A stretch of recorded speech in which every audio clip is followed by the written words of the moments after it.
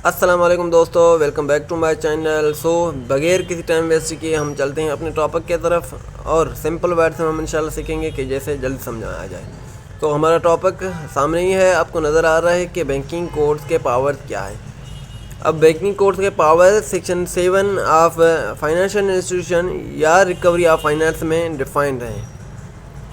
अब जो भी प्रोसीडिंग्स होती है बैंकिंग कोड की, वो जुडिशल प्रोसीडिंग कहलाती है according to section 193 and 228 of Pakistan penal code. अब बैंकिंग कोड के पावर कौन से हैं? सबसे पहले इसके पास सिविल जुरिस्डिक्शन है। सिविल नेचर के जो भी केसेस हैं वो ये सुन सकता है और उनको डिस्पोज ऑफ कर सकता है, हियर कर सकता है।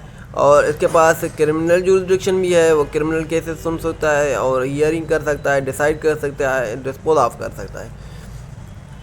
अब इसके पास बैंकिंग कोड के पास एक्सक्लूसिव पावर ये है कि जो भी बैंकिंग रिलेटेड जो भी केसेस होंगे, इश्यूज होंगे, वो बैंकिंग कोड ही सुनेगा। ये उनके पास एक्सक्लूसिव पावर है। Same like criminal and civil cases, इसमें भी जो कि इसकी डिक्री होगी, वो अगर उसको ना फॉलो किया गया या उसके फैसले पे नहीं खड़ा होना हुआ तो उस सूरत में कॉन्टेम्प्ट ऑफ कोर्ट हो जाएगा। ये भी पावर है कि वो पेनल्टीज़ भी इम्पोज कर सकता है और उसके साथ ही साथ प्रॉपर्टी भी अटैच कर सकता है और सेल भी कर सकता है।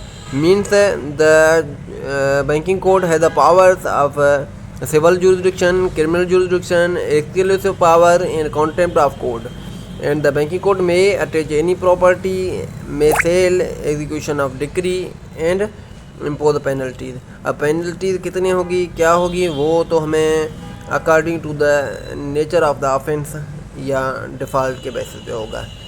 मतलब कि बंदा कितना डिफ़ॉल्ट कर रहा है तो उसके मुताबिक ही उसको उसकी पनिशमेंट मिलेगी, या उसके पास उसके ऊपर जो पेनल्टीज़ लगेंगे वो उसके हिसाब से होंगे। जैसा केस वैसा ही उसका सॉल्यूशन।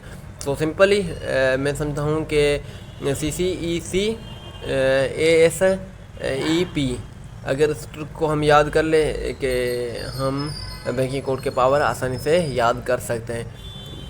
ज़्यादा में हम ये याद करना होगा कि 193 और 228 के तहत जुडिशल प्रोसीडिंग कहलाएगी और ये जो पावर्स हैं वो डिफाइन है।